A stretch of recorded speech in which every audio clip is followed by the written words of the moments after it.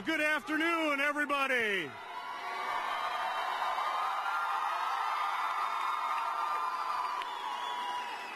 I just have a question for folks. Are people here ready for Hillary?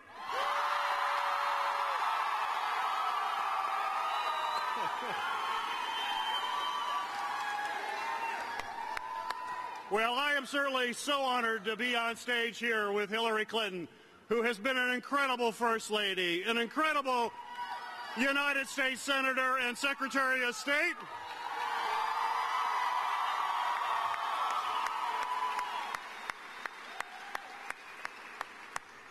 And I know whatever she does, she's going to be really great at it in the future.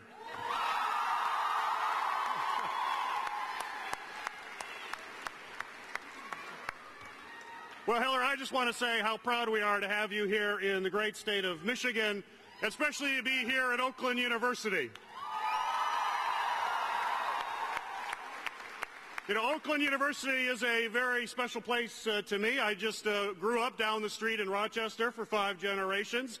I'm also very proud to say my wife, Colleen, is an Oakland University alum.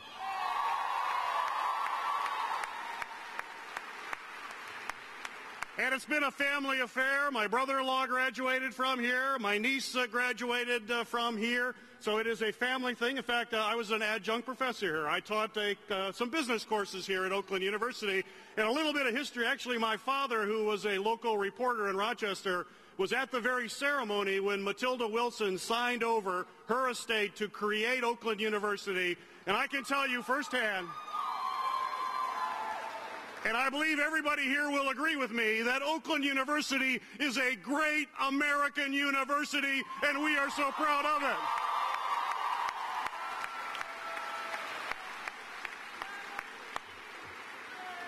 Well, I am very humbled to be standing here as a candidate for the United States Senate.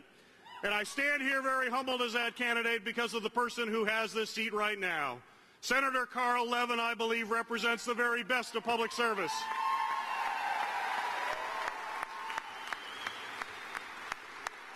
And when Carl Levin retires at the end of this year, he will have served 36 years as the U.S. Senator from the great state of Michigan.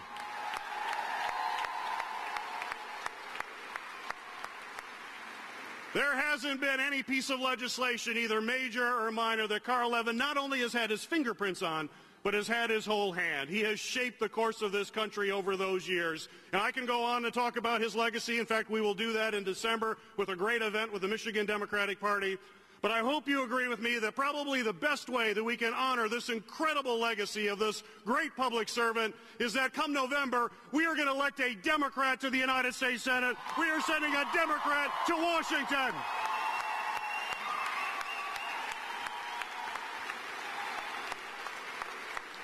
Now, this is a very tough race, as you know, and the other side is spending an awful lot of money trying to beat me. You've probably seen a few TV commercials over the last few months. That's what I think of those, too. In fact, my wife says now that she sees me on TV more than real life, so that's a real problem. So my wife is here. When you see her, tell her I'm a good guy. That'd be really helpful. But I will tell you, you know, those ads, all those negative ads that are being spent against us, and they don't let the truth get in the way of what they put out there. Fact checkers from the Washington Post, Detroit News have all said that those are basically false ads. Basically what they're trying to do, and you got folks like the Koch brothers who are spending millions and millions of dollars. You obviously know them very well. They're spending millions and millions of dollars trying to buy an election because the person they're trying to support basically shares their anti-middle class agenda. They want to have more tax breaks for billionaires like themselves. They want to undermine the environmental rules that we have fought so hard for over these years. But I will never forget that the Koch brothers and my opponent said that they would not support the auto rescue that we dealt with a few years ago. They both say that they would not stand for the #1 industry in our state.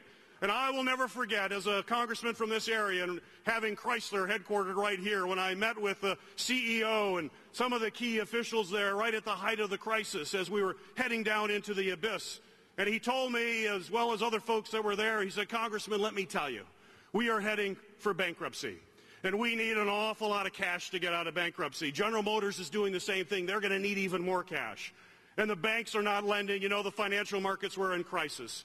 We need the federal government to stand up. In fact, he said they were just a few weeks away from liquidating Chrysler, not reorganizing Chrysler, liquidating it.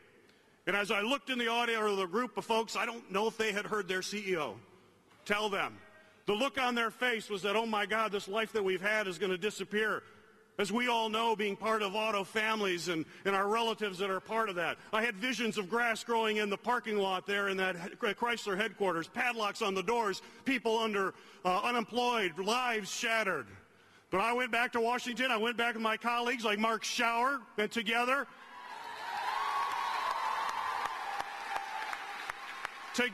with our other Democratic colleagues, we fought, and I will just say thank God for President Obama. We stood up for those.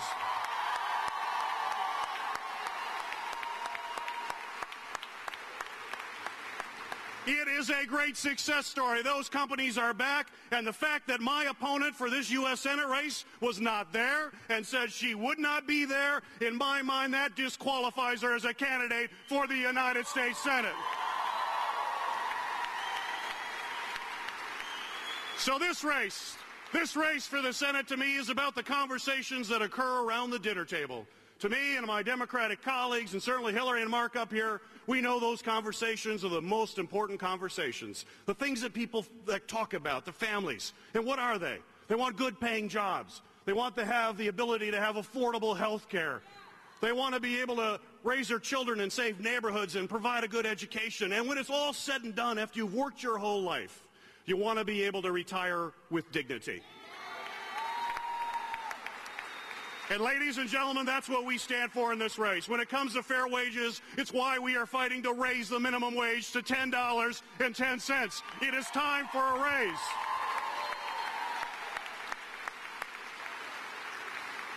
When it comes to health care, we're going to fight to make sure in this country, the greatest country on earth, that everybody, no matter who you are and no matter where you live, you can have access to quality, affordable health care. We will fight for that to the very end. And when it comes to women's health issues and reproductive health issues, we are going to send a loud message that the Supreme Court was wrong when they decided Hobby Lobby.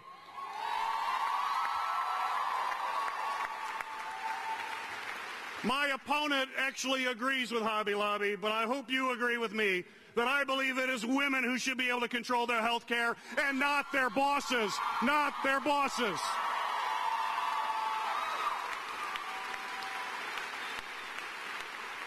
And when it comes to education, we have to make sure that our students, our middle-class families, you can go to college, and when you leave college, you don't have a mountain of debt waiting for you at the other end.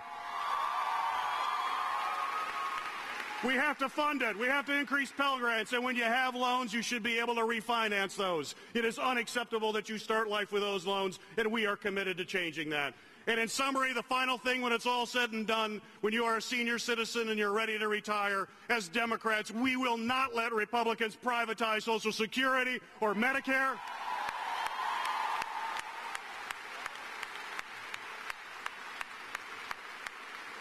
My mother is here with me, and I can tell you I take this personally, which is why we will fight as Democrats each and every day. But all of those things that we've fought for, all of those battles are all on the line in this election. We know the amount of money that's being spent against us. I know it. Mark knows it. Unbelievable amounts of cash. But the reason we are going to win in just 2.5 weeks is because of the folks here in this room today. We may not have their cash, but we have people power. We have the ability to get out.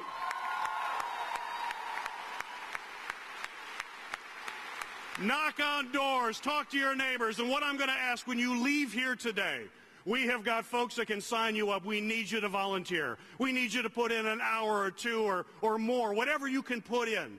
Man the phones, knock on the doors, and just get Democrats out to vote. We know in Michigan when Democrats come out to vote, we win, and we have that power in our hands. And I know if we all get out and do that, on that election night, when people are tuning in, because Michigan is a key state, not only in the governor's race, but this race could also could determine the majority in the United States Senate. So the whole country is going to be watching Michigan. So when you go home that night after election, after you've worked all day at the polls, when you go home and kick off your shoes and turn on the TV, if we do our work in these next few days, I am confident as the country tunes in when they put Michigan on the screen, it'll be clear to the whole country that Michigan is a blue state, it is a Democratic state, and we have won from top to bottom.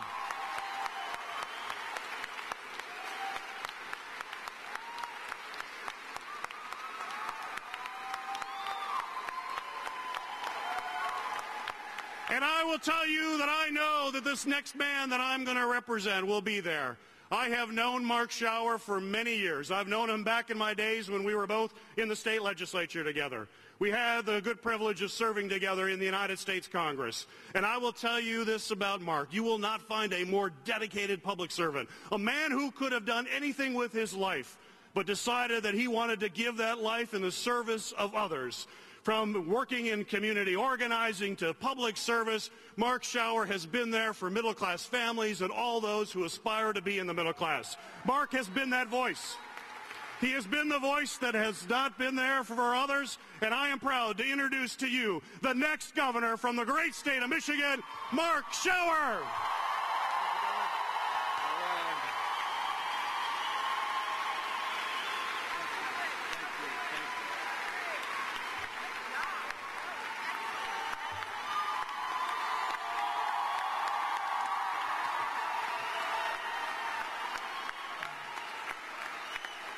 Hello, Oakland University. Hello, Oakland County, Michigan. You look great. You look like our best Michigan. It is great to be in the home county of Michigan's next Lieutenant Governor, Lisa Brown.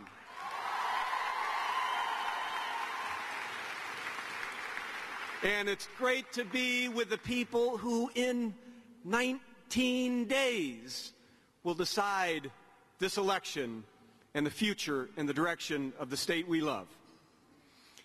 It's truly an honor to be with, thank you. It's truly an honor to welcome my good friend, Hillary Clinton.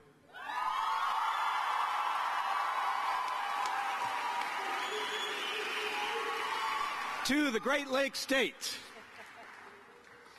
showing her support here, coming to Michigan to support all of our great Democratic candidates up and down the ballot.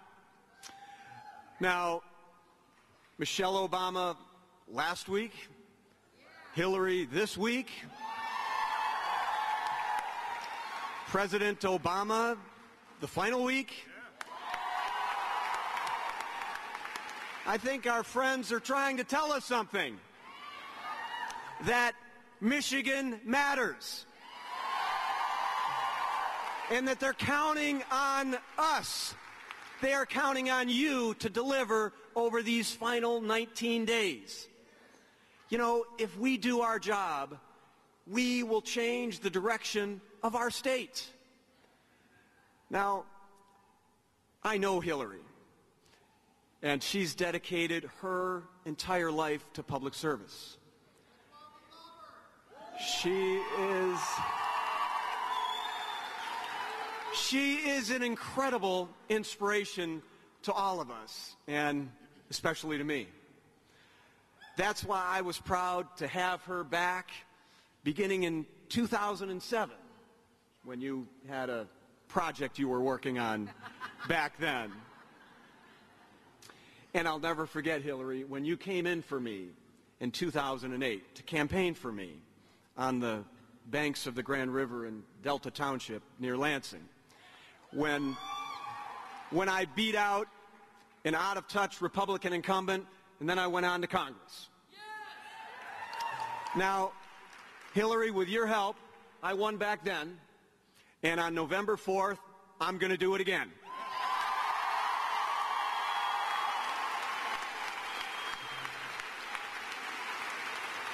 I'm so proud that she's got my back today. And whatever the future holds for you, Madam Secretary, I will always be on Team Hillary.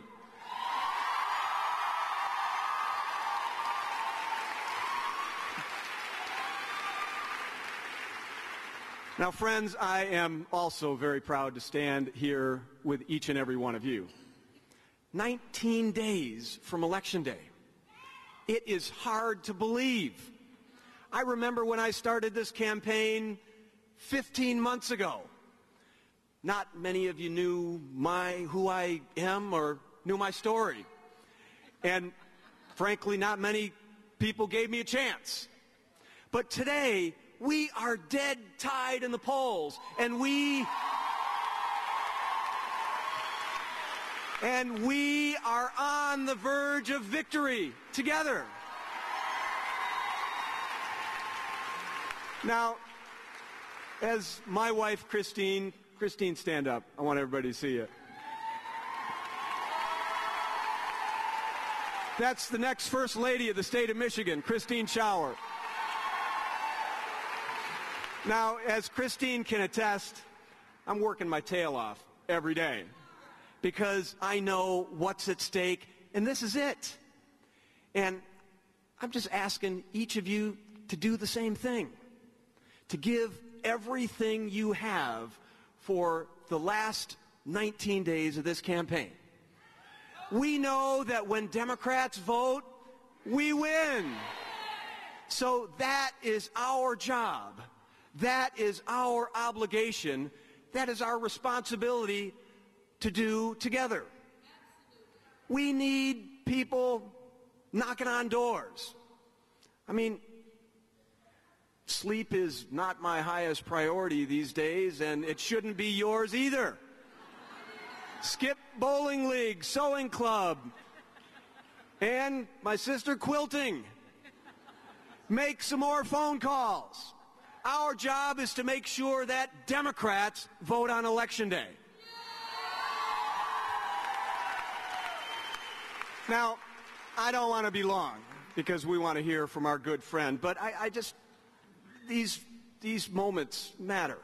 You know, I've traveled every one of our 83 counties, and I've talked to moms and dads, auto workers, union tradesmen and women, small business owners, retirees, and faith leaders. I've been reminded every day of what makes Michigan so special. We're the state that put the world on wheels. We here in Michigan built the best public education system there is. We built the middle class, but more than that, we built the Michigan dream.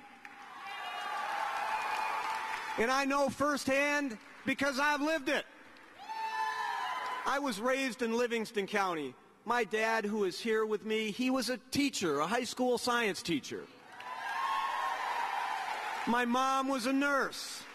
I saw the difference they made. You know, they taught me that a good job comes from a good education, that there's honor in work that makes people's lives better. And no matter where life has taken me, I've taken those values right along with me. That's why I've spent my entire life fighting to make a difference for people and fighting for an economy that works for everyone. For everyone. In the Michigan legislature, I fought back against outsourcing. In Congress, I strengthened Buy American laws and was proud to support the auto industry and save tens of thousands of jobs here in Michigan. Now, we got to think through things in case you need a little extra motivation for these 19 days. You know, the last 4 years, my opponent, I don't even want to say his name, my opponent has made the wrong kind of difference. His tough choices work for you if you're wealthy or a big corporation or one of his top employees that got an 80 or 90% pay raise, or maybe your name is George, his cousin, that got a sweetheart furniture contract with the state. But, you know, if you're a student, a teacher, a parent, or a grandparent, his policies aren't working for you, and they're not going to. If you're a member of the middle class, a retiree, a union member, they're not working for you. If you're a woman or a member of the LGBT community, or someone who cares about viable cities and protecting our Great Lakes, his policies aren't working for you. So I think those policies are wrong, and that's why Michigan is ready for change. We are a blue state, and it's time for us to start acting like it. You and I know that when we vote, we win, and we change our state. Fellow Democrats and even independents and thinking Republicans that might be here in this room, it is in your hands. So, friends, are you ready to vote? Yeah. Are you ready to win? Yeah. Are you ready to change our state? Yeah. I am. That's why we're here today.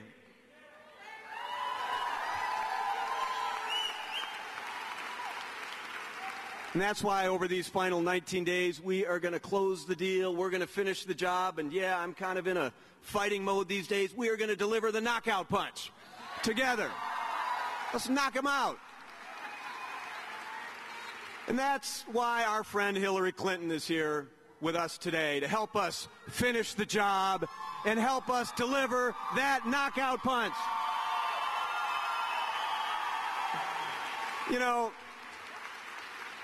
And I'm going to wrap up.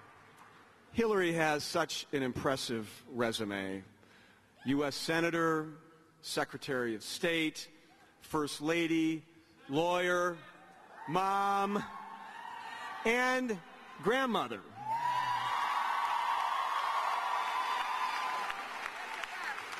And I know you and President Clinton are loving it. And Christine and I are blessed to have 5 little ones, and it is my favorite job, and I know it's your favorite job too. But Hillary knows that our current governor's policies don't work for the middle class, they don't work for seniors, and they certainly don't work for families. She has dedicated her life to public service, to working hard to make the right kind of difference for people all over this great country. And she's here today to help make a difference in the great state of Michigan. My friends, let's give a warm Michigan welcome to our friend Hillary Clinton.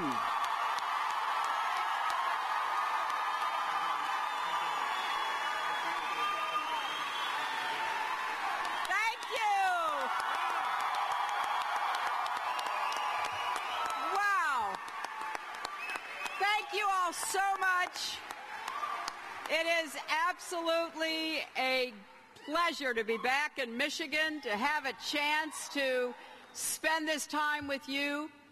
I'm thrilled to be at Oakland University, a beautiful campus with a great reputation among so many people, friends of long standing, over many years, lots of fond memories. And yes, I am still feeling that grandmother glow with the arrival of the newest member of our family. Mark, there's nothing better in the world. You see, being a mom is really hard work. But it turns out that being a grandmother is all joy. I highly recommend it. I'll have more to say about these 2 great candidates behind me who you've just heard from. But I want to thank their families, Christine, Colleen, Maddie, Alana, all the extended Shower and Peters clan. Thank you for being part of this campaign to be sure that Michigan stays on the right track for the people of this great state. We also have here in the audience Congressman John Conyers, Dan Kildee, Sandy Levin. Thank you all. And there are great Democratic candidates: Brenda Lawrence, Eric Schertzing, Bobby McKenzie, Lisa Brown, Mark Totten, Godfrey Dillard. Give them all a big round of applause. My good friend, Debbie Dingell. I can't wait for her to shake things up in Congress. You know, this year, two of Michigan's most distinguished representatives in Washington are retiring.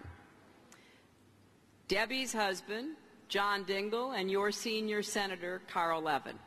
I have to tell you, as someone who has worked closely with both of them, they have spent decades fighting for hard-working Michigan families, making our country safer, stronger, more secure. And in November, you have the chance to make sure their hard work and legacy continues by electing a new generation of strong Michigan leaders. And that's what you will get with Mark and Gary. They will fight as hard for you as Carl Levin and John Dingell ever did, and that is really fighting hard, let me tell you. Gary and Mark are the right leaders at the right time with the right plans to keep Michigan moving forward and win despite all the progress we've made. Too many people in Michigan are still looking for work. It is time to elect leaders who know how to create jobs and deliver results.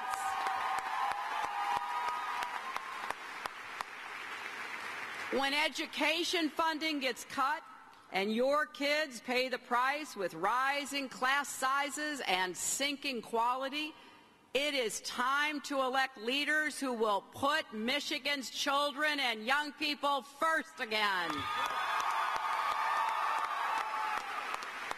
When working people haven't gotten a raise in a decade and it feels harder and harder to get ahead, let alone save for college or a secure retirement, it is time to elect leaders who believe everyone deserves a fair shot at the American dream.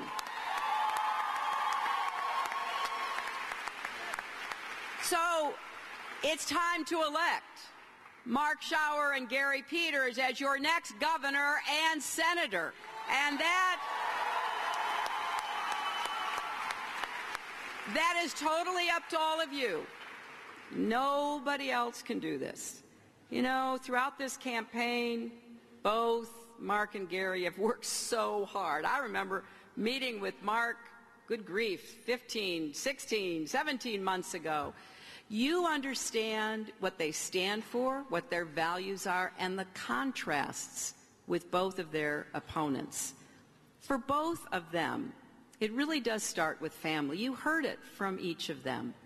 That's the bedrock of who these men are and what they believe in. They were both raised right in this area. They knew that if they worked hard and they got that education that their school teacher fathers and nurse mothers encouraged them to do, that they could get ahead. Now, Mark's dad, Robert, is here this evening, and so is Gary's mom, Madeline. Let's give those two a round of applause.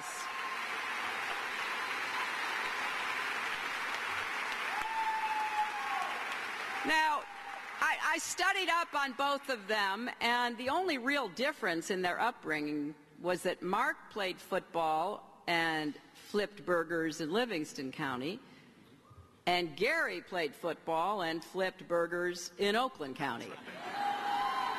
But otherwise, they grew up sharing the same values that have kept generations of Michigan families believing in the promise of America and looking out for one another.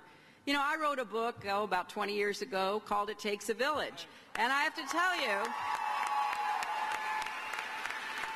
the values that Mark and Gary were raised with are the same ones I was raised with over the border in Illinois.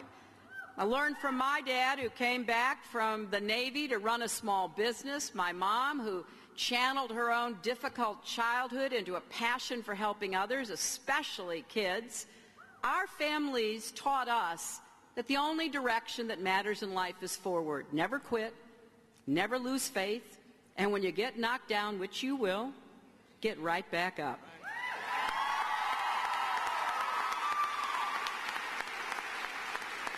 They showed us there is honor in hard work, and there is worth and dignity in every human being. And everyone deserves not just a chance, but a second chance and even a third chance at a better life for themselves and their families. I know that some of you are the first people in your families to go to college. And I know that you are living those same values. And if you look throughout American history, no place embodies the dignity of work more than Michigan. Michigan has been on the forefront of forging the 20th century, the industrialized economy, and the American middle class. And no people know more about what it takes to get up off the mat than you do. So let me tell you, with that kind of history, with those values, Michigan deserves leaders who care as much about you and your future as our families cared about us. Michigan deserves leaders who are as tough and resilient as the people of this great state are. And that's what you will get with both Mark and Gary. They come from similar backgrounds, but their call to public service took different paths. Mark ran the Community Action Agency, literally delivering Meals on Wheels to seniors and providing Head Start for children in need, helping workers who lost their jobs get back on their feet.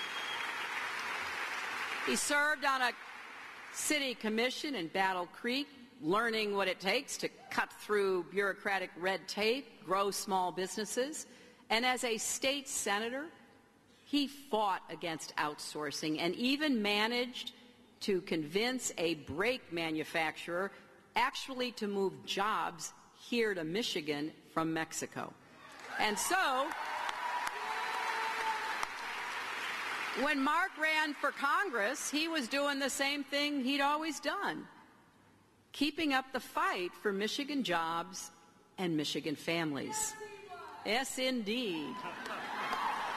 And I want you to remember that. Don't just cheer today. Tell everybody you know, everybody you can reach for the next 19 days why Mark should be your next governor.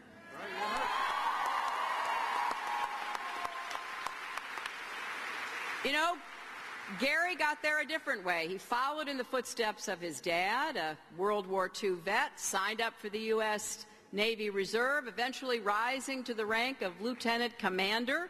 And in civilian life, Gary worked as a financial planner, helping Michigan families save for their retirement and their children's educations. He came away from both experiences with a deep appreciation for service and sacrifice.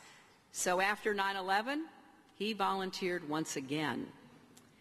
And in 2008, he ran for the Congress, wanting to bring that commitment to service and solving problems to Washington.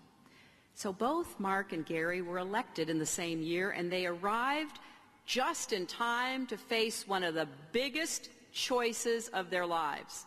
I want you just to remember what it was like. The economy was in free fall, credit dried up, hundreds of thousands of auto workers laid off, 1 out of every 5 across the industry. GM and Chrysler, as we've heard, teetered on the brink. So did their supply chains and their dealerships. More than 1 million jobs hung in the balance. Families and communities across Michigan and the nation needed leaders who could throw them a lifeline. And here were Mark and Gary. Remember, they were just freshman congressmen in the first months of their term. Now, they could take the safe way. They could line up with those saying, "Let Detroit go bankrupt." let manufacturing just wither away. They could be on the side of those who were criticizing what they called government motors.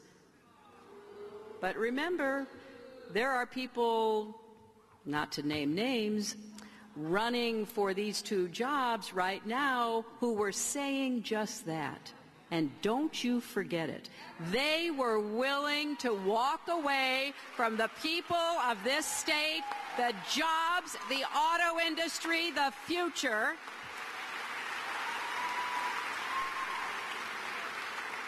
And both Mark and Gary came in for some pretty serious criticism because they decided to take the risk, stand with President Obama, roll up their sleeves, and get to work. Now, there are some choices that define careers and define what people are made out of. There are choices that shape your whole life. This was a choice that would change the future of an industry, a state, and a nation. Mark and Gary didn't know what the, quote, political costs might be. They didn't care. They got to work. So the folks back home they grew up with and they represented could get back to work too. And they both deserve a lot of thanks for that.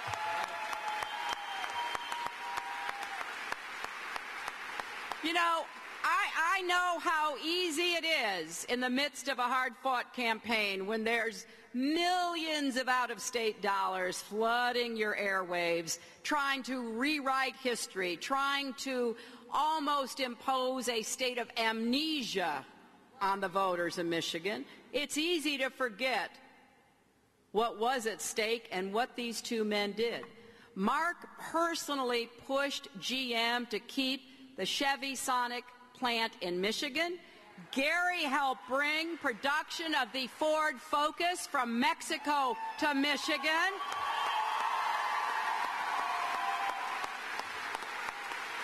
They backed the president's plan even when it wasn't popular in either Michigan or Washington. I've seen my share of hard choices. I even wrote a book called that. And I think you can tell a lot about a person, and especially about a leader, by how they handle those hard choices. Mark Schauer and Gary Peters proved themselves in that crisis. That's why you have to take this election seriously. You can vote for the people who stuck with you, or you can vote for the people who were willing to cut you loose and let you just drift away. If you elect these two men as your next governor and your senator, you can count on them because they've already done it, to fight for you every single day. And as inconvenient as it is for those who oppose this plan, today the American auto industry is once again #1 in the world. So don't let the other side think they can pull the wool over your eyes. More cars and trucks are being built here than at any time in the past 12 years. That has meant hundreds of thousands of new jobs. Look around you. You can see the determination of the people in Michigan, the comeback spirit that has slowly helped dig us out of the worst economic crisis since the Great Depression. We have so much going for us in America. We have so many blessings, so many advantages. Nobody works harder than the American worker. Nobody works smarter than Americans in business. Nobody innovates more. But here in Michigan, you can see there's clearly more work to be done because we want every family to feel the rewards of recovery.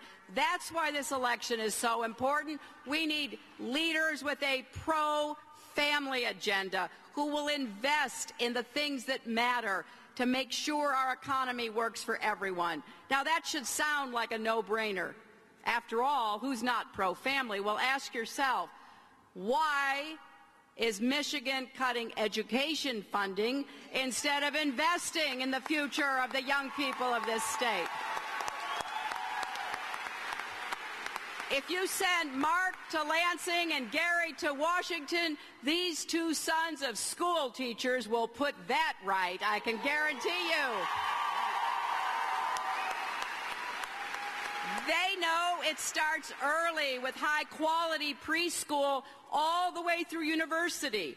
And we know that to compete in this economy today, our kids need great teachers and world-class schools, access to job training, apprenticeships, stronger community colleges, more affordable universities. That's what it means to be pro-family in Michigan in 2014.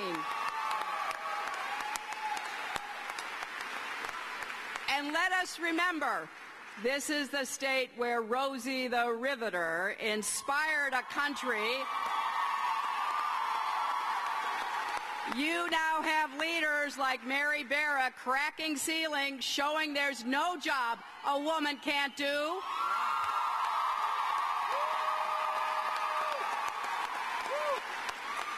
So just ask yourselves, why is it women still get paid less than men for doing the same work?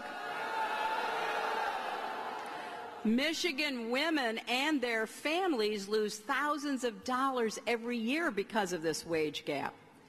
Think about what a working mom could do with the extra money she is owed each year.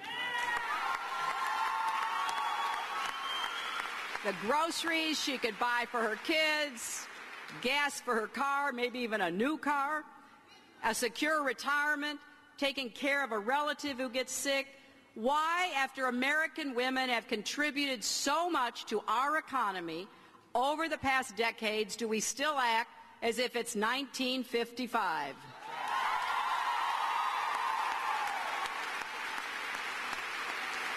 Mark and Gary understand that a 20th century economy just won't work for 21st century families. So you've got two champions here who will fight for equal pay for equal work. They will expand family-friendly benefits. They will fight for quality, affordable child care so parents can work a full day without stress and heartache. They will fight for flexible hours so no mom or dad has to choose between getting the job done and taking care of a sick kid or an ailing parent. Paid family leave means you don't have to worry that having a baby comes with a penalty.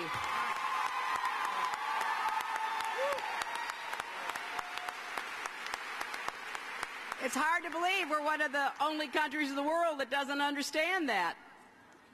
A few weeks ago, when Bill and I were in the hospital waiting for little Charlotte to make her grand entrance, one of the nurses came up to me and said, "Thank you for fighting for paid leave," because she sees families every day who struggle to balance work and parenthood, and she does herself, even while she's taking care of someone else's baby. You know her thoughts have to be with her own. Who's watching my kids? What if my child gets sick? How am I going to be in two places at once?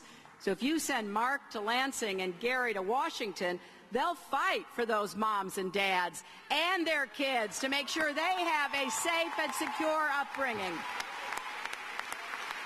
And boy, will they fight to create jobs and raise wages, and that includes raising the minimum wage for the millions of Americans who deserve a raise.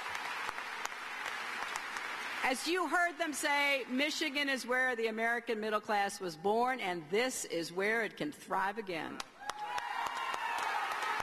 They will take on the double standard that gives tax breaks to companies that ship jobs overseas while you pay the freight. They'll keep working to improve access to quality, affordable health care instead of throwing away the progress that we have made. And you can be sure they will respect that every woman should be able to make her own health care decisions.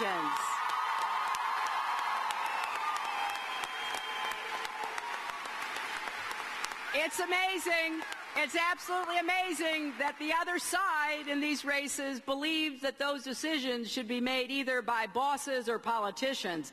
That is not what it means to be pro-family. So you could not have a clearer choice than what you face in both of these races. We need leaders today more than ever who will stand up for the American middle class, for hardworking people, who will make it clear that this country was built not by rich corporations, but by laborers, by manufacturing workers, by people who got up every day and did their very best. They'll make the hard choices like you've already seen them make when they first arrived in Washington. That's what you'll get from Mark and Gary. They'll be there fighting for you. You know, we're in the home stretch, and it all comes down to who shows up. You know, midterm elections, not as many people come out to vote. You never can tell what's going to happen in an election. You can't take anything for granted. You just have to get out there and work for it. And trust me, you don't want to wake up the day after the election and wish you would have done more. So here's what I'm asking you. I'm asking you, please, to look to who's next to you, look to who's in front of you, look to who's behind you, and say to each other, I'm going to vote, are you?